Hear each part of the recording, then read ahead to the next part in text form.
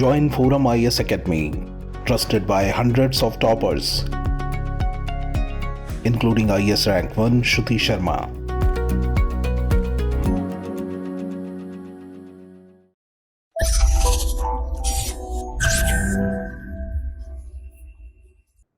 Hello everyone, welcome back to daily the Hindu analysis by Forum IAS. आज के Hindu analysis में जो हमने टॉपिक्स लिए हैं, इसमें 4 टॉपिक्स लिए डिस्कशन के लिए। पहला टॉपिक है वर्ल्ड बैंक से रिलेटेड। वर्ल्ड बैंक ने कुछ ऑब्जर्वेशंस दिए हैं इंडियन इकोनॉमी के बारे में, उसके बारे में हम डिस्कस करेंगे। क्या क्या पॉइंट्स वर्ल्ड बैंक ने कहे हैं, क्या उसमें कंसर्न्स हैं, क्या क्या पॉजिटिव एस्पेक्ट्स हैं। दूसरा टॉपिक है डिस्कशन के लिए यूनाइटेड नेशंस वाटर कॉन्फ्रेंस। अभी United Nations water conference conclude हुआ मार्च में। ये दूसरा वाटर कॉन्फ्रेंस है यूनाइटेड नेशंस की हिस्ट्री में। उसके बारे में डिस्कस करेंगे कि जो 1977 का कॉन्फ्रेंस हुआ था पहली बार, उसका क्या आउटकम रहा, करंट चैलेंजेस क्या हैं, और जो भी स्टेक होल्डर्स उस कॉन्फ्रेंस में पार्टिसिपेट किए उन्होंने क्या क्या अपने कमिटमेंट्स दिए। तीसरा टॉपिक है डिस्कशन के लिए वो है जस्टिस सिस्टम पे। एक रिपोर्ट आया है, इंडिया जस्टिस रिपोर्ट। उसने कई सारे पैरामीटर्स पे अपने डाटा दिए हैं, कुछ कमेंट्स दिए हैं। इंडियन जुडिशरी सिस्टम में क्या क्या प्रॉब्लम्स हैं, पर्टिकुलरली इंफ्रास्ट्रक्चर को लेके, वैकेंसीज को लेके, केस लोड को लेके, उसके बारे में हम एक एक पॉइंट को डिस्कस करेंगे। और तीसरा टॉपिक है आज का, चाइना ने अनाउंस किया है कि अरुणाचल प्रदेश के कुछ 11 जगहों को वो रीनेम करेगा। मीन्स की जो मैंड्रिन लैंग्वेज है, चाइनीज लैंग्वेज है, या फिर तिब्बतन लैंग्वेज में उसको रीनेम करेगा। बेसिकली उस पर अपना टेरिटोरियल क्लेम वो करता है, और इसी को उसके बारे में हम डिस्कस करेंगे कि इंडिया का क्या इस पे ऑब्जेक्शन रहा है और क्यों ऐसा चाइना करता है। क्योंकि चाइना ये तीसरी बार रीनेम कर रहा है अरुणाचल प्रदेश की टेरिटरीज को, और उसके इस रीनेमिंग में एक पैटर्न है तीनों में, उसके बारे में डिस्कस करेंगे। और अगर चाइना ऐसा करता ही क्यों है, ठीक है। तो ये होगा हमारा डिस्कशन। जो कंटेंट है ये हैंड रिटन फॉर्मेट में, इसको डाउनलोड कर सकते हैं। डिस्क्रिप्शन में फोरम लर्निंग हिंदी का टेलीग्राम चैनल का लिंक दिया हुआ है। जो हम डिस्कशन करेंगे वो हम पीपीटी के थ्रू डिस्कस करेंगे, ठीक है। तो यहाँ पे पीपीटी से हम डिस्कस करेंगे। आज का जो पहला टॉपिक है, वर्ल्ड बैंक ने क्या ऑब्जर्वेशंस दिए हैं इंडियन इकोनॉमी को लेके। देखिए, पहली बात तो ये है कि वर्ल्ड बैंक ने लास्ट ईयर यानी अक्टूबर 2022 में भी इंडियन इकोनॉमी को लेके कुछ फोरकास्ट दिए थे। जो बेसिकली यहाँ पे हम इकोनॉमिक ग्रोथ रेट की बात कर रहे हैं, जीडीपी ग्रोथ की। तो जो अक्टूबर 2022 में वर्ल्ड बैंक ने जितना इंडियन इकोनॉमी के ग्रो करने का फोरकास्ट किया था, उससे अब कम हो गया है। यानी कि अब जो वर्ल्ड बैंक के हिसाब से जो इंडियन इकोनॉमी का ग्रोथ रेट रहेगा फाइनेंशियल ईयर 24 में, वो रहने वाला है 6.3% का, ठीक है। ये कम हो गया है, 0.6% कम हो गया। यानी जो अक्टूबर वर्ल्ड बैंक ने दिया था वो था 6.9% जीडीपी ग्रोथ रेट, अब हो गया है 6.3%। कुछ कंसर्न्स जाहिर किए हैं वर्ल्ड बैंक ने कि ऐसा क्यों है कि जो इंडियन इकोनॉमी है आने वाले फाइनेंशियल ईयर में, इस फाइनेंशियल ईयर में कम रेट से ग्रो करेगी। पहला कंसर्न है वर्ल्ड बैंक ने जो कहा है वो है हाई बोरोइंग कॉस्ट। इंडिया में आप देखिए कि जो आरबीआई है, आरबीआई ने ओवर टाइम पिछले लगभग 1 से 1.5 सालों में जो रेपो रेट है, रेपो रेट को बढ़ा दिया है आरबीआई ने। अगर रेपो रेट बढ़ जाएगा तो उससे क्या होगा कि जो लोन्स हैं, जो लोन है उस पर जो रेट ऑफ इंटरेस्ट है वो ज्यादा हो जाएगा। क्योंकि जो बैंक्स के लिए बोरोइंग कॉस्ट है, जो आरबीआई से पैसा उठा के लोन डिसबर्स किया जाता है, वो कॉस्ट अब बढ़ जाएगा, रेपो रेट बढ़ जाएगा तो। और बैंक्स के लिए जब पैसा महंगा हो जाएगा तो वो जो लोन डिसबर्स करेंगी वो भी अब हायर रेट ऑफ इंटरेस्ट पे आएगा। आम लोगों के लिए भी रेट ऑफ इंटरेस्ट बढ़ गया है लोन पे। आप देखेंगे सभी लोनों पे ऑलमोस्ट 1-2-3% रेट ऑफ इंटरेस्ट बढ़ गया है। वैसे ही गवर्नमेंट के लिए भी जो बोरोइंग है वो भी अब हाई कॉस्ट पे आएगा गवर्नमेंट के लिए भी, ठीक है। तो पहला कंसर्न है हाई बोरोइंग कॉस्ट, और दूसरा कंसर्न है स्लोअर इनकम ग्रोथ। जो लोगों की आय है उसमें जो बढ़ोतरी है वो अब कम दर से हो रही है। देखें, पहला जो मेजर शॉक था वो पैंडेमिक का था। पैंडेमिक में अचानक से सारे जो इकोनॉमिक एक्टिविटीज थे वो ठप हो गई। उसके बाद रिकवरी तो हुई है, लेकिन रिकवरी उस लेवल की नहीं हुई है। जब इकोनॉमीज खुली, जब इंडियन इकोनॉमी ओपन हुई, तो अचानक से स्पाइक देखने को मिला ग्रोथ रेट में, लेकिन वो टेम्पररी था। रीजन पहला ये है कि पैंडेमिक, दूसरी बात ये है कि अगर रेट ऑफ इंटरेस्ट ज्यादा हो गया है लोन पे, लोन का डिसबर्सल कम हो रहा है, उससे क्या होगा कि जो इकोनॉमिक अपॉर्चुनिटीज हैं वो अब कम क्रिएट होंगी, इकोनॉमिक अपॉर्चुनिटीज कम क्रिएट होंगी, कम जॉब रहेगा मार्केट में। इनफैक्ट जो अनएम्प्लॉयमेंट रेट है इंडियन इकोनॉमी का वो समवेयर अराउंड 7.4% का है अनएम्प्लॉयमेंट रेट। तो अगर इनकम लोगों का कम ग्रो हो रहा है, उससे क्या होगा कि जो लोग खर्च करेंगे पैसा वो भी अब कम करेंगे। इट मीन्स कि कंजम्पशन एक्सपेंडिचर अब कम होगा, कंजम्पशन एक्सपेंडिचर अब कम होगा तो जितना प्रोडक्शन है वो अब कम होगा क्योंकि मार्केट में डिमांड उतना नहीं रहेगा। कहने का मतलब यह है कि स्लोअर इकोनॉमिक ग्रोथ एक दूसरा रीजन है। तीसरा रीजन जो वर्ल्ड बैंक ने कहा है वो है government tightening physical expenditure. Government ने जो पैंडेमिक के समय में तमाम सब्सिडीज दी, गवर्नमेंट ने सब्सिडीज देने के लिए सारे हेल्थ एक्सपेंडिचर हो चाहे फूड ग्रेन हो सब्सिडाइज करने के लिए फिजिकल डेफिसिट काफी बड़ा इनकर किया गवर्नमेंट ने। लेकिन गवर्नमेंट इस बार फिजिकल डेफिसिट को कम करने की कोशिश की है। गवर्नमेंट ने इसको लेस देन 5% ला दिया है फिजिकल डेफिसिट को। ठीक है, गवर्नमेंट का टारगेट ये है कि उसको 5% से नीचे रखा जाए आने वाले फाइनेंशियल ईयर में। तो कहने का मतलब ये है कि अगर फिजिकल डेफिसिट कम होगा इसका मतलब ये है कि गवर्नमेंट जो खर्च कर रही है वो भी अब कम होगा। तो इन कारणों से जो इकोनॉमी का जो जीडीपी ग्रोथ रेट है वो कम रहेगा फाइनेंशियल ईयर 2024 में। कुछ कंसर्न्स भी रेज किए हैं वर्ल्ड बैंक ने। पहला जो कंसर्न ये है, जो एक तरह से कह सकते हैं कि स्ट्रक्चरल प्रॉब्लम है इंडियन इकोनॉमी का, स्ट्रक्चरल इश्यूज। स्ट्रक्चरल इशू पहला क्या है? पहला स्ट्रक्चरल इशू है कि जो महिलाओं की भागीदारी है लेबर फोर्स में वो कम हुआ है ओवर टाइम। हालांकि होता है ये है कि जब कोई इकोनॉमी एक्सपैंड करती है, ग्रो करती है, तो महिलाओं का जो भागीदारी है वो ज्यादा होता है। लेकिन इंडिया में जो female labour force participation rate है वो कम हुआ है। ये जो female labour force participation rate है ये कम होके नियरली ये 18% हो गया है। इसके कुछ अलग रीजंस हैं। खासकर एक रीजन ये है कि जो एजुकेटेड वुमेन्स हो जा रही हैं। पहली बात तो ये है कि अब हायर एजुकेशन ज्यादा मिल रहा है उन लोगों को, तो लेबर मार्केट में जो एंट्री है वो डिले हो गया है। दूसरी बात ये है कि जब भी लोगों का जो फैमिली इनकम, फैमिली वेल्थ बढ़ता है, तो सबसे पहले इंडिया में जो फैमिली कल्चर है, जो ट्रेडिशनल सोसाइटी है, उसमें महिलाओं को बाहर काम करने के लिए, महिलाएं बाहर काम करके नहीं जाते हैं या फिर जो फैमिली से अलाउ नहीं करती बाहर काम करने के लिए। तीसरा रीजन है कि जो वर्क प्लेस है वो कन्वीनियंट नहीं है महिलाओं के लिए काम करना। तो इसका अलग डिबेट है कि क्या क्या कारण है कि महिलाएं क्यों लेबर मार्केट में पार्टिसिपेट नहीं कर रही या कम कर रही हैं। ये पहला स्ट्रक्चरल इशू है। दूसरा जो स्ट्रक्चरल इशू है वो है इनफॉर्मल सेक्टर को लेके। वर्ल्ड बैंक ने कहा है कि जो इंडिया का जो इनफॉर्मल सेक्टर है, ना ही वो कम हो रहा है ना ही वो प्रोडक्टिव हो रहा है। देखिए, इनफॉर्मल सेक्टर, जरूरी ये है किसी भी इकोनॉमी में कि इनफॉर्मल सेक्टर कम हो, फॉर्मल सेक्टर ज्यादा हो।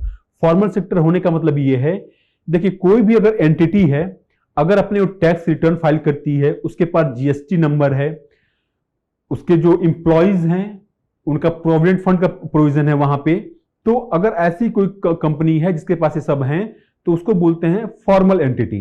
वो इंडियन इकोनॉमी की, फॉर्मल इंडियन इकोनॉमी का पार्ट है। अगर ऐसा कुछ नहीं, फॉर एग्जांपल आप देखेंगे कि रूरल एरियाज में तमाम लोकल लोग, छोटे छोटे यूनिट्स हैं जिनके पास कोई जीएसटी नंबर नहीं है, जो कोई फॉर्मली इंप्लॉय नहीं करती, उनको बोलते हैं इनफॉर्मल सेक्टर यूनिट्स। तो इंडिया का जो इनफॉर्मल सेक्टर है, ना ही वो कम हो रहा है ना ही वो प्रोडक्टिव हो रहा है। अब देखिए, अगर किसी भी इनफॉर्मल सेक्टर यूनिट को अगर उसको प्रोडक्टिव होना तो क्या होना चाहिए? पहली बात तो ये है कि उसको सफिशिएंट फाइनेंस मिलना चाहिए, ठीक है, कि वो अपने प्रोडक्शन कैपेसिटी को बढ़ा सके। जो वहां पे लेबर फोर्स है, जो लेबर्स वहां काम कर रहे हैं, उनका सफिशिएंट लेवल पे स्किल होना चाहिए, वो स्किल्ड लेबर्स होने चाहिए, तभी जाके प्रोडक्टिविटी बढ़ेगी। तो कहने का मतलब ये है कि कुछ स्ट्रक्चरल चैलेंजेस की वजह से, चाहे फाइनेंस हो, चाहे स्किल हो, चाहे उस तरह का कैपेसिटी बिल्डिंग हो, जो लोकल यूनिट्स हैं, इनफॉर्मल यूनिट्स हैं, उनकी कैपेसिटी बिल्डिंग हो कि अपने बिजनेस को और इन्हांस कर सके ओवर टाइम। तो दो major structural problems World Bank ने हाईलाइट किए हैं अपने रिपोर्ट में। कुछ पॉजिटिव बातें भी कही है वर्ल्ड बैंक ने। पॉजिटिव बातें कहने से पहले मैं आपको थोड़ा सा एक डाटा दे दूं कि इंडियन इकोनॉमी का जो ग्रोथ रेट रहा है, देखें इंडियन इकोनॉमी का फाइनेंशियल ईयर 20 में जो ग्रोथ रेट था वो कितना था, 3.9%। जो शॉक लगा पैंडेमिक का, उससे अचानक हमारी जो इकोनॉमी वो श्रिंक हुई, उस समय जो ग्रोथ रेट था वो था 5.8%। अब जब जो लॉकडाउन थे जब वो खुले तो अचानक से रिबाउंड हुई इकोनॉमी, जो पेंट अप डिमांड था उसकी वजह से इकोनॉमी रिबाउंड हुई और हमने ग्रोथ रजिस्टर किया 9.1% का। लेकिन पिछले साल जो हमारा ग्रोथ रेट रहा है वो रहा है 6.9% का। अभी जो वर्ल्ड बैंक के हिसाब से जो ग्रोथ रेट रहने वाला है फाइनेंशियल ईयर 24 में, वो रहने वाला है 6.3% का। देखिए कई बार यूपीएससी भी पैटर्न पूछती है, चाहे इकोनॉमिक ग्रोथ का हो, टैक्स कलेक्शंस का हो, डायरेक्ट टैक्सेस का हो, इन्फ्लेशन का हो। यूपीएससी की आदत है कई बार पैटर्न पूछने की, तो वहां पे ये डाटा आपके काम आ सकता है। अब कुछ क्या पॉजिटिव बातें हैं जो वर्ल्ड बैंक ने कहा है। पहली बात ये कहा है कि इंडिया का जो फाइनेंशियल सेक्टर है वो अभी बेटर हेल्थ में है। फाइनेंशियल सेक्टर मतलब कि अगर हम मेजर में बात करें तो बैंक्स की बात हो रही है यहां पे। बैंक्स का जो हेल्थ है वो अभी अच्छा है। तो बैंक्स का अगर हेल्थ अच्छा है तो क्या क्या पैरामीटर्स है जिनके बेसिस पे ये कहा जा सकता है कि बैंक से उनका हेल्थ अच्छा है। पहली बात ये है कि जो नॉन परफॉर्मिंग एसेट है वो कम हो गया है।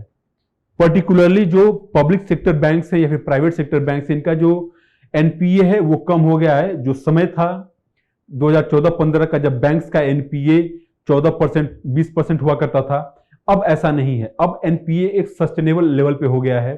काफी सारे गवर्नमेंट ने माइक्रो क्रेडिट स्कीम्स भी शुरू की है जिसमें के अंडर भी काफी सारा डिसबर्समेंट हुआ है लोन का। स्वनिधि है जो अर्बन स्ट्रीट वेंडर्स है उनके लिए, तो कई सारे, जैसे कि एक और मुद्रा स्कीम है। तो कहने का मतलब यह है कि जो फाइनेंशियल सेक्टर है उसका हेल्थ अब इंप्रूव हुआ है पहले से। दूसरी बात यह सर्विसेज सेक्टर के बारे में कहा है कि सर्विसेज सेक्टर और construction sector fastest growing sector हो गए हैं इंडियन इकोनॉमी का। सर्विसेज सेक्टर, आपको बता दूं मैं कि सर्विसेज सेक्टर जो है इंडियन इकोनॉमी का 54% हिस्सा है। उसके बाद मैन्युफैक्चरिंग है, एग्रीकल्चर है। मैन्युफैक्चरिंग एग्रीकल्चर का लेवल वो सिमिलर है। कहने का मतलब यह है कि सर्विसेज सेक्टर का ग्रो करना बहुत जरूरी है क्योंकि हमारी इकोनॉमी का सबसे बड़ा हिस्सा सर्विसेज सेक्टर है।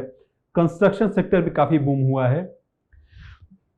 फिर बैंक ने कहा है कि जो इन्वेस्टमेंट ग्रोथ है वो अच्छा है अभी इंडियन इकोनॉमी का। अभी देखिए पैंडेमिक के चलते जब प्राइवेट इन्वेस्टमेंट कम हो गया था, तो जब भी इन्वेस्टमेंट का पैटर्न ये होता है कि जब भी किसी इकोनॉमी में प्राइवेट सेक्टर का इन्वेस्टमेंट कम होता है तो गवर्नमेंट आगे आती है और गवर्नमेंट अब इन्वेस्ट करना शुरू करती है कि जो ग्रोथ लेवल है वो मेंटेन रहे, या फिर अगर ग्रोथ रेट कम हो गया है तो उसको किक स्टार्ट करने के लिए, प्राइवेट सेक्टर को मोटिवेट करने के लिए, उसका मनोबल बढ़ाने के लिए जो गवर्नमेंट है वो खुद इन्वेस्टमेंट लेके आती है। अभी देखें गवर्नमेंट ने इस साल कैपिटल एक्सपेंडिचर 33% बढ़ा दिया है। तो अभी जो गवर्नमेंट खर्च करने जा रही है वो more than 10 lakh crore government खर्च करने जा रही है सिर्फ इंफ्रास्ट्रक्चर पे। तो कहने का मतलब यह है कि जो इन्वेस्टमेंट है वो बढ़ा है। फिर है कि हाई बिजनेस कॉन्फिडेंस। अब देखें कि अब तो डिसकंटिन्यू हो गया ease of doing business ranking जो वर्ल्ड बैंक देता था। ईज ऑफ डूइंग बिजनेस में इंडियन इकोनॉमी काफी अच्छा इंप्रूव कर गई थी। कहां 100 के आसपास हमारा रैंक हुआ करता था, अब वो अंडर 50 आ गया था। हालांकि वो जो इंडेक्स है वो अब डिसकंटिन्यू हो गया है। कहने का मतलब ये है कि वर्ल्ड बैंक ने कुछ ऑब्जर्वेशंस दिए हैं, कुछ प्रॉब्लम्स बताए इंडियन इकोनॉमी के लिए, कुछ स्ट्रक्चरल चैलेंजेस है like female labour force participation rate, informal sector से रिलेटेड इश्यूज, और कुछ पॉजिटिव एस्पेक्ट्स बताए जो हमने आपसे डिस्कस किया। जो दूसरा टॉपिक है डिस्कशन के लिए वो है United nation water conference. United nation water conference अभी कंक्लूड हुआ है मार्च में। कुछ 22-23 मार्च को ये कॉन्फ्रेंस ऑर्गेनाइज किया गया था और ये कॉन्फ्रेंस यूनाइटेड नेशंस की हिस्ट्री में दूसरी बार किया गया है। पहली बार ऑर्गेनाइज किया गया था 1977 में।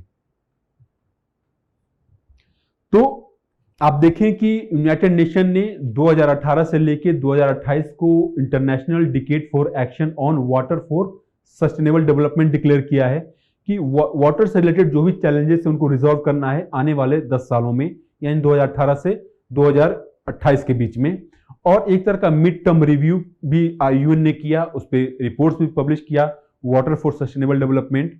कहने का मतलब ये है कि 3 डेवलपमेंट्स हुए हैं। पहला डेवलपमेंट ये हुआ है कि यूनाइटेड नेशन ने international decade for action declare किया है। दूसरा ये है कि अभी यूनाइटेड नेशन ने वाटर कॉन्फ्रेंस ऑर्गेनाइज किया, और तीसरी बात ये है कि इस ओकेजन पे यूनाइटेड नेशन ने एक रिपोर्ट पब्लिश किया जो था water on for sustainable development. अब देखें, जो वाटर कॉन्फ्रेंस है हुआ है, इसके हमारा जो डिस्कशन है इसमें हम 3 पार्ट में है बेसिकली। जो पहला पार्ट है उसमें हम ये देखेंगे कि कैसे जो पहला कॉन्फ्रेंस हुआ था उसके सामने चैलेंजेस क्या थे और कैसे उसने टैकल किया, करंट चैलेंजेस क्या हैं, ये हमारा दूसरा डायमेंशन होगा डिस्कशन का। और तीसरा डायमेंशन होगा डिस्कशन का कि जो कॉन्फ्रेंस हुआ है वहां पे जो भी स्टेक होल्डर्स थे उन्होंने क्या क्या कमिटमेंट्स दिए हैं वाटर इशू को लेके। पहली बात है कि यूनाइटेड नेशन ने जब पहली बार कॉन्फ्रेंस हुआ था तो कैसे उस समय क्या चैलेंजेस थे और कैसे उसको टैकल किया। देखिए, वाटर सेक्टर एक ऐसा सेक्टर है कि जो उसके चैलेंजेस हैं वो फ्रेगमेंटेड हैं। मीन्स कि वाटर सेक्टर के जो प्रॉब्लम्स है वो फ्रेगमेंटेड है। अगर आपके पड़ोस में, अगर आपके नेबरहुड में कोई लेक है जो कि सूख रही है या फिर पॉल्यूटेड है, तो उसका सॉल्यूशन म्युनिसिपैलिटी ही दे सकता है। उसका जो समाधान है वो लोकल लेवल पे ही किया सकता है, ग्लोबल लेवल पे नहीं किया सकता। यही अगर कोई एयर पोल्यूशन होता, ग्रीन हाउस गैसेस का एमिशन होता, तो उसका ग्लोबल सॉल्यूशन पॉसिबल है, क्योंकि ये चैलेंज भी ग्लोबल है। अगर यूरोप एमिशन करता है, चाहे यूरोप ने अगर हिस्टोरिकली एमिट किया है, तो पूरी दुनिया को green house gases global warming देखने को मिल रहा है, एक्सट्रीम ऑफ क्लाइमेटिक इवेंट्स झेलना पड़ रहा है। अगर चाइना में एमिशन हो रहा है ग्रीन हाउस गैसेस का, तो इंडिया के एयर क्वालिटी पर उसका इंपैक्ट पड़ सकता है। कहने का मतलब यह है कि जो और इन्वायरमेंटल चैलेंजेस हैं वो इंटरकनेक्टेड हैं। वाटर का प्रॉब्लम लोकल है, तो इसको ध्यान में रखते हुए जब 1977 में वाटर कॉन्फ्रेंस ऑर्गेनाइज किया गया तो पहली बार ग्लोबल एक्शन प्लान डेवलप किया गया। एक्शन प्लान, ठीक है, ये ग्लोबल एक्शन प्लान था। और इस प्लान में पहली बार ये रिकॉग्नाइज किया गया कि जितने भी लोग हैं दुनिया भर में, सबका ये अधिकार है कि उसको वाटर का एक्सेस हो, इनफैक्ट क्लीन ड्रिंकिंग वाटर का एक्सेस सबको हो। अब क्या हुआ कि जब कॉन्फ्रेंस ऑर्गेनाइज हुआ, सारे स्टेक होल्डर्स उसमें पार्टिसिपेट किए, सबके लिए एजेंडा सेट किया गया, जिसकी जो एक्सपर्टीज है, कोई किसी के पास टेक्नोलॉजी है, किसी के पास पॉलिसीज हैं, किसी के पास बेस्ट प्रैक्टिसेस हैं, सबको एक ऑर्गेनाइज्ड वे में पर्टिकुलर टारगेट के ऊपर फोकस किया गया। तो फंड भी काफी रेज किया गया पिछले 30-40 सालों में। उसका आउटकम क्या हुआ कि अब जो दुनिया भर का पॉपुलेशन का शेयर है, जो पॉपुलेशन का परसेंटेज है जिसके पास क्लीन ड्रिंकिंग वाटर का एक्सेस नहीं है, वो अब काफी कम हो गया है। इट मीन्स कि जो लोगों के पास साफ पीने का पानी का एक्सेस जो है काफी इंप्रूव हुआ है पिछले 30-40 सालों में। ये था वाटर कॉन्फ्रेंस का आउटकम। अब देखें, होता क्या है कि इन कॉन्फ्रेंसेस में क्या होता है कि जो भी स्टेक होल्डर्स हैं वो पार्टिसिपेट करते हैं। फिलैंथ्रोपिस्ट्स होते हैं, इसमें फंडर्स होते हैं, एनजीओस, गवर्नमेंट्स, म्युनिसिपैलिटीज जिनके पास अच्छा केस स्टडी है शेयर करने के लिए, नो हाउ शेयर करने के लिए, ये सभी लोग पार्टिसिपेट करते हैं और सबको एक एजेंडा दिया जाता है और उस एजेंडा पे फिर काम किया जाता है। ठीक है, अब ये बात थी कि उस समय जो फ्रेगमेंटेड वाटर सेक्टर का इशू था उसको ध्यान में रख के कॉन्फ्रेंस ऑर्गेनाइज किया गया। उसका आउटकम ये रहा, अब जो दुनिया भर की पॉपुलेशन है उसके पास वाटर का एक्सेस इंप्रूव हुआ है। अब बात ये है कि करंट चैलेंजेस क्या क्या हैं। करंट चैलेंजेस देखिए, अभी प्रॉब्लम ये है कि पॉलिटिकल विल तो है गवर्नमेंट्स के पास, गवर्नमेंट सभी चाहती है कि जो वाटर का एक्सेस वो इंप्रूव किया जाए, लेकिन मेन प्रॉब्लम है फाइनेंस का। फाइनेंस कहां से आएगा? पॉलिसीज बहुत लोगों के पास हैं, किसी के पास अगर बेस्ट प्रैक्टिस का भी अनुभव हो, लेकिन फाइनेंस कहां से आएगा? तो सबसे बड़ा चैलेंज है फाइनेंस का।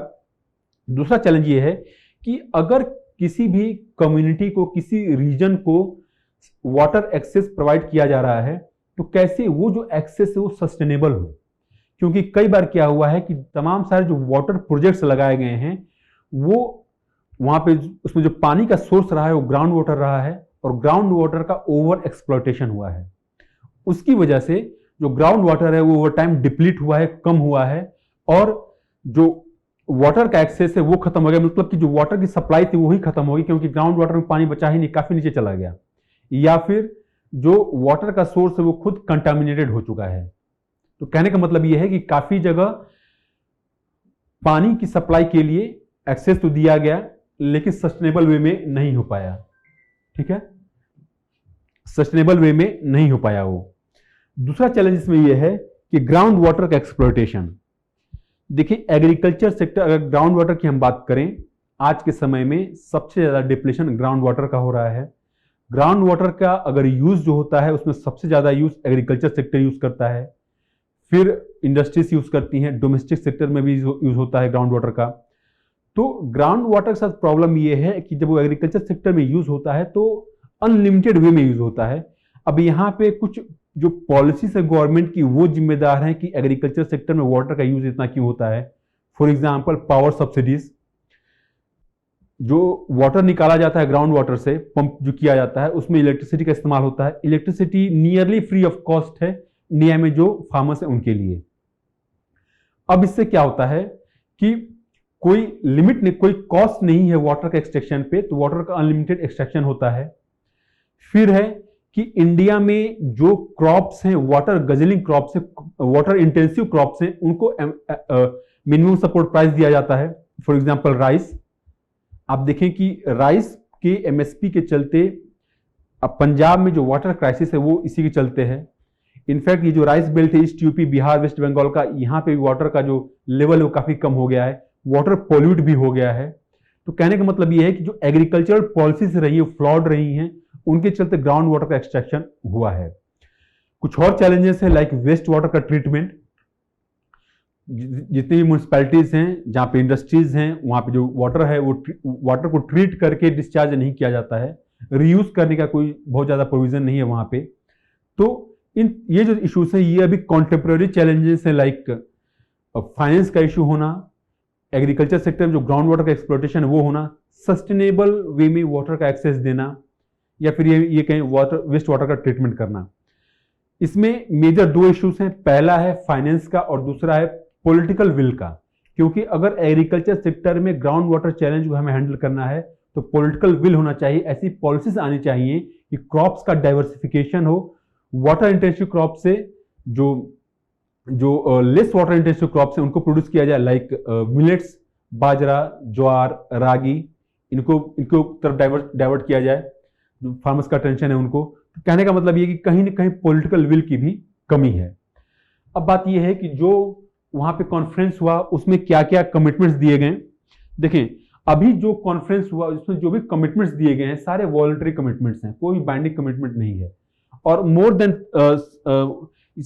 ये यहाँ पे मिस्टेक है, ठीक है, 713 कमिटमेंट्स दिए गए, जिसमें से कि 120 कमिटमेंट इंडिया के लिए रेलेवेंट हैं। इंडिया ने भी कमिटमेंट दिया। इंडिया ने $50 बिलियन का कमिटमेंट दिया कि हम इतना पैसा अमाउंट खर्च करेंगे वाटर एक्सेस इंप्रूव करने के लिए जो ग्रामीण क्षेत्र है वहां पे। इंडिया का जो प्रोग्राम है जल जीवन मिशन, इसमें बात की गई है टैप वाटर की, कि टैप वाटर प्रोवाइड किया जाए जो ग्रामीण क्षेत्र के लोग हैं उनको। तो इसकी ये कमिटमेंट इंडिया ने वहां दिया। फिर टेक्नोलॉजी की अगर हम बात करें तो आईबीएम ने अपना टेक्नोलॉजी की बात की, सस्टेनेबिलिटी एक्सेलरेटर। सस्टेनेबिलिटी एक्सेलरेटर क्या है आईबीएम का, कि ये बात करता है वाटर मैनेजमेंट की, कैसे वाटर का जो एक्सट्रैक्शन है, जो रिसाइकलिंग है, वेस्ट वाटर का ट्रीटमेंट है, इसको कहने का मतलब ये कि वाटर को सस्टेनेबल वे में मैनेज किया जाए। फिर बात है कि नॉलेज शेयरिंग की। यूनेस्को का एक प्रोजेक्ट है W12+ ब्लूप्रिंट। ये क्या करता है कि जितने भी सिटीज हैं, म्यूनिसपैलिटीज रही दुनिया भर में, उनकी प्रोफाइलिंग करता है और उनकी जो बेस्ट प्रैक्टिसेस रहे हैं कि किस पॉलिसी का इस्तेमाल करके, टेक्नोलॉजी का इस्तेमाल करके यहाँ इस पर्टिकुलर म्यूनिसपैलिटी ने वाटर का एक्सेस इंप्रूव किया है। तो ये जो नॉलेज है, ये नो हाउ है, इसको शेयर करने की बात यहाँ पे की गई है। वीमेंस के लिए एक वाटर फॉर वीमेन फंड भी बनाया गया है कि कैसे जो वाटर हो, सैनिटेशन हो, हाइजीन हो, वीमेन के लिए कैसे इसको सस्टेनेबल वे में उनको प्रोवाइड किया जाए। तो वीमेंस के लिए एक अलग से फंड की कैसे में कमिटमेंट दिया गया है। तो ये था हमारा discussion United Nations water conference को लेके। जो तीसरा डिस्कशन है हमारा वो है जुडिशरी को लेके। इंडिया जस्टिस रिपोर्ट पब्लिश हुआ है। इंडिया जस्टिस रिपोर्ट में इंडियन जुडिशरी की क्या स्थिति है उसके बारे में बात की गई है, पर्टिकुलरली कि यहाँ पे वैकेंसीज कैसी हैं, केस लोड कैसा है, जो केसेस का कंक्लूजन है वो किस रेट से हो रहा है, या फिर इंफ्रास्ट्रक्चर कैसा है इंडियन जुडिशरी के पास। पहले हम बात करें कि वैकेंसीज की। देखें, इंडिया में जो वैकेंसीज है काफी सब्सटेंशियल है। पर्टिकुलरली अगर हम हाई कोर्ट की बात करें तो हाई कोर्ट का जो सैंक्शन स्ट्रेंथ है वो है 1108 का, लेकिन जो करंट स्ट्रेंथ है हाई कोर्ट का अभी 778 है। तो कहने का मतलब ये है कि इंडिया में हाई कोर्ट्स का अपॉइंटमेंट कौन करता है? हाई कोर्ट्स का अपॉइंटमेंट कॉलेजियम सिस्टम करता है। ठीक है, कॉलेजियम सिस्टम यानी सुप्रीम कोर्ट। सुप्रीम कोर्ट के थ्रू हाई कोर्ट्स में अपॉइंटमेंट्स होते हैं, लेकिन कहीं ना कहीं कॉलेजियम सिस्टम की ये प्रॉब्लम है कि हाई कोर्ट्स में इतनी ज्यादा वैकेंसीज हैं, खासकर इतने बड़े देश में जहां की जो जजों की संख्या है जितने बड़े पॉपुलेशन के लिए वो काफी कम है। ऐसे ही आप आ जाएं जो लोअर जुडिशरी है, सबऑर्डिनेट जुडिशरी, उसका अगर हम स्ट्रेंथ की बात करें तो 24,631 जो सैंक्शन स्ट्रेंथ है, लेकिन अभी लगभग 5,000 वैकेंसीज है वहां पे, और जो करंट स्ट्रेंथ है वो 9,288 करंट स्ट्रेंथ है लोअर जुडिशरी का।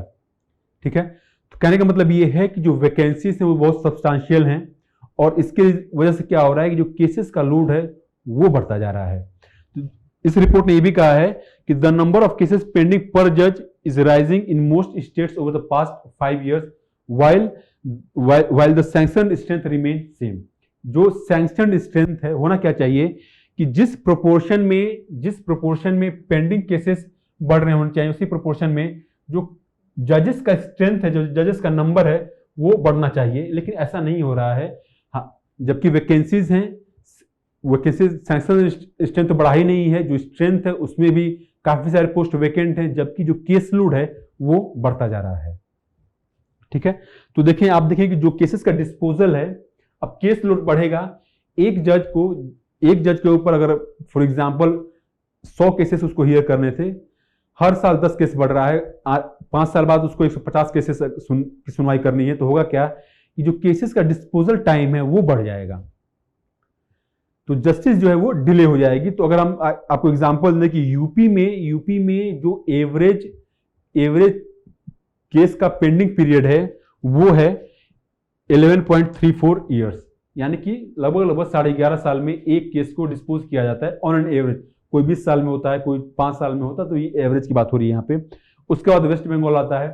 त्रिपुरा का जो डिस्पोजल रेट है, डिस्पोजल की बात है केसेस का, उसमें सबसे अच्छा परफॉर्मेंस रहा है, और त्रिपुरा में ऑन एन एवरेज 1 साल के अंदर केसेस को डिस्पोज कर दिया जाता है।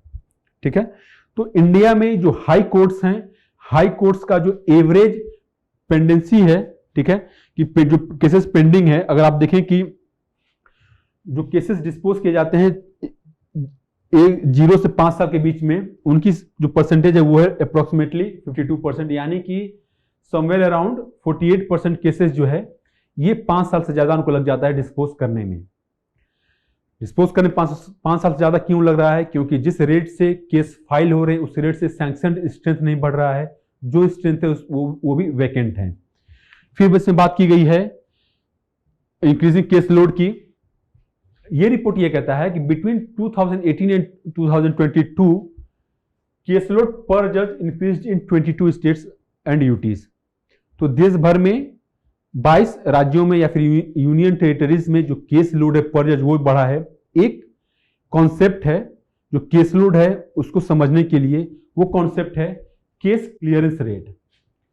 केस क्लियरेंस रेट का फॉर्मूला क्या है कि number of cases disposed in a year divided by number of cases tried, ठीक है, number of cases filed.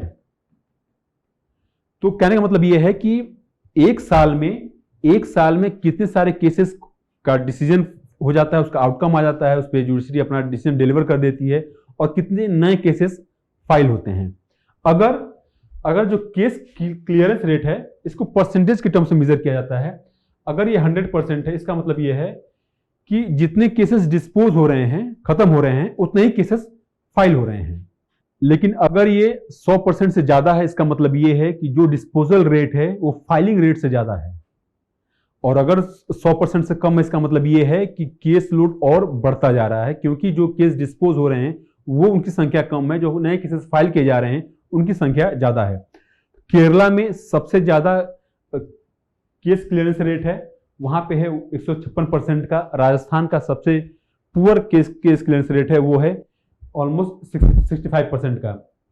Overall अगर हम बात करें जितनी भी हाई कोर्ट्स हैं इंडिया में, तो इंडिया में जितने भी हाई कोर्ट्स हैं केस क्लियरेंस रेट इंप्रूव हुआ है, लेकिन जो लोअर कोर्ट्स हैं वहां पे केस क्लियरेंस रेट पुअर हुआ है, कुछ समथिंग यानी कुछ 4% अप्रोक्सीमेटली वहां पे घटा है case clearance rate. Case clearance rate का कम होने का मतलब ये है कि जो केस लोड है जुडिशरी पे वो बढ़ रहा है। चौथा जो पैरामीटर है इस इंडिया जस्टिस रिपोर्ट में वो है इंफ्रास्ट्रक्चर का। रिपोर्ट ने कहा है कि जो अभी का अवेलेबल इंफ्रास्ट्रक्चर है, मीन्स की जो कोर्ट रूम्स होते हैं वो जो अभी अवेलेबल हैं वो अभी प्रोपोर्शनेट अमाउंट में है जितने अभी जजेस हैं उनके प्रोपोर्शन में है। लेकिन अगर हम सैंक्शन स्ट्रेंथ की बात करें, अभी जो वैकेंसीज अगर उनको फिल कर दिया जाए तो जो कोर्ट रूम्स है उनकी कमी हो जाएगी। तो अगर मान लीजिए कि अगर लगभग 24,600 कुछ अगर सैंक्शन स्ट्रेंथ है लोअर जुडिशरी का, तो अभी जो करंट अवेलेबल इंफ्रास्ट्रक्चर है वो 25% कम है। क्योंकि आप देखें कि 19,000 लगभग कुछ इसमें जजेस हैं लोअर जुडिशरी में, तो उनके हिसाब से अभी सफिशिएंट है। लेकिन अगर वैकेंसी सैंक्शन स्ट्रेंथ की बात करें उसके हिसाब से जो इंफ्रास्ट्रक्चर की रिक्वायरमेंट है वो 25% कम है। तो ये था हमारा डिस्कशन इंडिया जस्टिस रिपोर्ट पे। जो लास्ट डिस्कशन है हमारा वो है अरुणाचल प्रदेश से रिलेटेड। चाइना ने अरुणाचल प्रदेश के कुछ 11 जगहों का नाम उनको रीनेम करेगा ऐसा अनाउंस किया उन्होंने। चाइना की सिविल अफेयर्स मिनिस्ट्री जो ये सब काम करती है, तो चाइना ऐसा तीसरी बार कर रहा है कि अरुणाचल प्रदेश के कुछ जगहों का वो रीनेम कर रहा है। जो चाइनीज लैंग्वेज है या फिर तिब्बतन लैंग्वेज है उसमें उस लैंग्वेज से उठा के उसके नाम रखे जाएंगे। और ऐसा तीसरी बार हो रहा है। पहली बार हुआ था 2017 में, दूसरी बार हुआ था 2021 में। तो इसमें जो 11 जगह हैं इसमें कुछ जगह जो है कुछ माउंटेन्स हैं, कुछ रिवर्स हैं, कुछ हैबिटेशंस भी हैं। इनफैक्ट जो ईटानगर राजधानी है अरुणाचल प्रदेश की उसके पास का एक हैबिटेशन है उसको भी रीनेम कर रहा है चाइना। अब देखें ऐसा कर क्यों रहा है। चाइना ये कहता है कि जो अरुणाचल प्रदेश है उसको इंडिया ने इलीगली ऑक्युपाई किया है, और हमारे पास ऐतिहासिक आधार पे हम ये क्लेम कर सकते हैं कि जो अरुणाचल प्रदेश का रीजन है वो चाइना का हिस्सा रहा है ऐतिहासिक तौर पे। और अरुणाचल प्रदेश को चाइना बोलता है part of southern Tibet region. अब देखें इसका नाम क्या किया है, जो हमारा स्टेट है अरुणाचल प्रदेश का, ठीक है, अगर यहाँ पे नॉर्थ ईस्ट को आप देख लें तो ये जो अरुणाचल प्रदेश का स्टेट है इसका नाम रखा गया है जंगम। यानी जो अरुणाचल प्रदेश का रीजन है उसको जंगम बोलता है चाइना, और ये कहता है कि इंडिया उसको इलीगली ऑक्युपाई किया है। हिस्टोरिकली एडमिनिस्ट्रेटिव बेसिस पे हमारा अधिकार है अरुणाचल प्रदेश पे, और हमारा ये सोवरेन राइट है कि हम उसका नाम रख सकते हैं अपने हिसाब से, क्योंकि इंडिया ने उसको अपने नाम दे दिए हैं। इंडिया का क्या रिस्पॉन्स रहा है, जैसा पहले रिस्पॉन्स था पिछली बार 2021 में, सेम रिस्पॉन्स ऑलमोस्ट इस बार भी रहा है कि नाम बदल देने से जो फैक्ट्स जो ग्राउंड फैक्ट्स वो चेंज नहीं हो जाएंगे। अरुणाचल प्रदेश एक अभिन्न हिस्सा है इंडिया का, हमेशा से रहा है और हमेशा रहेगा। लेकिन आप देखें कि ऐसा क्यों हुआ है कि चाइना ने रीनेम करना चाहा है अरुणाचल प्रदेश के कुछ जगहों का। देखें एक पैटर्न है, कुछ इवेंट्स हुए हैं जिसके रिएक्शन में चाइना ऐसा कर रहा है। 2017 में क्या हुआ था कि तवांग रीजन, देखिए तवांग रीजन अरुणाचल प्रदेश में है, जो भूटान से का बॉर्डर है अरुणाचल और भूटान का। अगर यहाँ पे भूटान है और ये अरुणाचल प्रदेश है तो ये जो रीजन है ये रीजन तवांग है, ठीक है, तवांग है। तवांग में जो तिब्बतन बुद्धिस्ट हैं उनका सेकेंड लार्जेस्ट मोनास्ट्री है। तवांग में 2017 में दलाई लामा यहाँ पे गए थे, और दलाई लामा से जाने के बाद चाइना काफी नाराज था। उसके बाद चाइना ने पहली बार कुछ 15 जगहों को रीनेम किया। मतलब कि इंडिया ने कुछ किया, कुछ एक्शंस लिया, और इंडिया के सोवरेन राइट्स हैं ऑफ कोर्स, क्योंकि तवांग हमारी टेरिटरी है, हमारा टेरिटोरियल सोवरेनिटी है उसके ऊपर, और हम अपने टेरिटरी में चाहे कुछ भी करें किसी से कोई मतलब नहीं होना चाहिए। लेकिन चूंकि चाइना, अगर इंडिया के बड़े लीडर्स भी वहां जाते हैं, इंडियन एयरफोर्स वहां पे कुछ प्रैक्टिस करती है, तो चाइना बार बार ऑब्जेक्ट करता है। और आप देखेंगे जब दलाई लामा गए थे पहली बार वहां पे 2017 में, यानी तवांग में गए थे 2017 में, तो उसके बाद चाइना ने एक काउंटर मूव लिया कि उसने अपने नेम्स अनाउंस किए। फिर बात है कि 2021 में क्या हुआ कि चाइना का एक लॉ आया था, land and state border law. Land and state border law, इसका मतलब ये है कि जो चाइना स्टेट है उसने गवर्नमेंट को ऑथराइज किया कि जितनी टेरिटरीज है चाइना की उसको आप रिक्लेम करें। इसके बाद चाइना ने 6 जगहों को रीनेम किया। अब क्या ऐसा हुआ है कि 2023 में चाइना ने दोबारा रीनेम किया है? 2 घटनाएं हैं। पहली घटना अगेन तवांग से रिलेटेड है। दिसंबर में अगर आपने न्यूज सुना हो कि चाइनीज आर्मी ने कुछ जो इंडिया के पोस्ट हैं उनको कैप्चर करना चाहा यांगसे वैली में, ठीक है, यांगसे जो रीजन है वहां पे तवांग में है ये। इस पे पीएलए ने कैप्चर करना चाहा, लेकिन इंडियन आर्मी ने इस अटेम्प्ट को रिपेल कर दिया, उनको पीछे हटा दिया। चाइना ऑफ कोर्स नाराज था। फिर क्या हुआ कि जो G20 की मीटिंग्स हो रही है काफी सारी अलग अलग शहरों में हो रही हैं वो, और इंडिया ने जो मीटिंग थी इनोवेशन टेक्नोलॉजी से रिलेटेड, इसको ईटानगर में किया। ईटानगर यानी capital of Arunachal Pradesh. China की जो एम्बेसी है, चाइनीज एम्बेसडर्स ने उसको बायकॉट किया।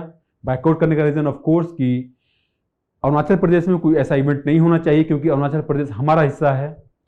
तो ये जो 2 मूव्स थे, इसके बाद चाइना ने 11 और जगहों को रीनेम करने का अनाउंस किया। अब बात यह है कि अगर जगहों को रीनेम कर दिया जाए तो उसका फर्क क्या पड़ेगा? देखिए, पहला फर्क ये पड़ेगा, पहला उसका ऑब्जेक्टिव ये है कि जो इंडिया का टेरिटोरियल क्लेम है अरुणाचल प्रदेश के रीजन पे, उसको लगेगा कि हमारा जो टेरिटोरियल क्लेम है वो और स्ट्रांग हो गया है। एटलीस्ट आप ये कहेंगे कि ये हमारी टेरिटरी है। उस टेरिटरी का क्या बताएंगे? नाम से बहुत फर्क पड़ता है। आप नाम से पता कर सकते हैं कि कौन किस कंट्री का है, कौन किस रिलीजन का है। जगहों के नाम से आपको समझ में आ सकता है। तो इसी को ध्यान में रखते हुए अपने टेरिटोरियल क्लेम को और स्ट्रांग बनाने के लिए चाइना ने अरुणाचल प्रदेश में अलग अलग जगहों का नाम रख रहा है। दूसरी बात यह है कि अगर कभी भी ये मामला इंटरनेशनल कोर्ट में जाता है, सोवरेनिटी को लेकर कभी डिसएग्रीमेंट होता है, टेरिटोरियल सोवरेनिटी की बात कर रहा हूं मैं यहाँ पे, कभी कोई डिसएग्रीमेंट होता है और ये मामला जाता है किसी इंटरनेशनल कोर्ट में, तो यहाँ पे चाइना अपने आर्गुमेंट्स फोर्सफुली पुट कर सकता है कि हमारी टेरिटरी है, हमारे नाम है इस पे हमारा हिस्टोरिकल और एडमिनिस्ट्रेटिव बेसिस पे हम इसको क्लेम करते हैं, हमारे सोवरेन राइट्स हैं इस पे, इसको इंडिया ने इलीगली ऑक्युपाई किया है। तो कहने का मतलब ये है कि अपना जो टेरिटोरियल क्लेम है इसको और स्ट्रांग करने के लिए चाइना रीनेम कर रहा है। ऑफ कोर्स ऐसा नहीं हो सकता कि चाइना मिलिट्री का यूज करे उसको लेने के लिए। कहने का मतलब ये है कि जब नेगोशिएशंस होते हैं तो उस पर जो दोनों पार्टीज होती हैं अपने अपने आर्गुमेंट्स लेके सामने आती हैं। तो चाइना ने इनफैक्ट जो ट्रैक 2 डिप्लोमेसी होती है उसमें ये भी इंडिकेट किया है कि जो तवांग रीजन है, अगर तवांग पे इंडिया अपना क्लेम छोड़ देता है तो बाकी सारे जो टेरिटोरियल डिस्प्यूट्स, जो बाउंड्री डिस्प्यूट्स है चाइना के साथ, चाइना उस पर एग्री कर जाएगा। तो नाम रखने का ऑब्जेक्टिव यही है, जो जब भी नेगोशिएशंस हो आगे बॉर्डर डिस्प्यूट्स को लेके, तो वहां पे चाइना के पास ये एक आर्गुमेंट रहे। ठीक है, तो ये था हमारा डिस्कशन द हिंदू एनालिसिस को लेके। जो कंटेंट है हैंड रिटन फॉर्मेट में, उसको डाउनलोड कर सकते हैं forum learning Hindi telegram channel से। Thank you very much.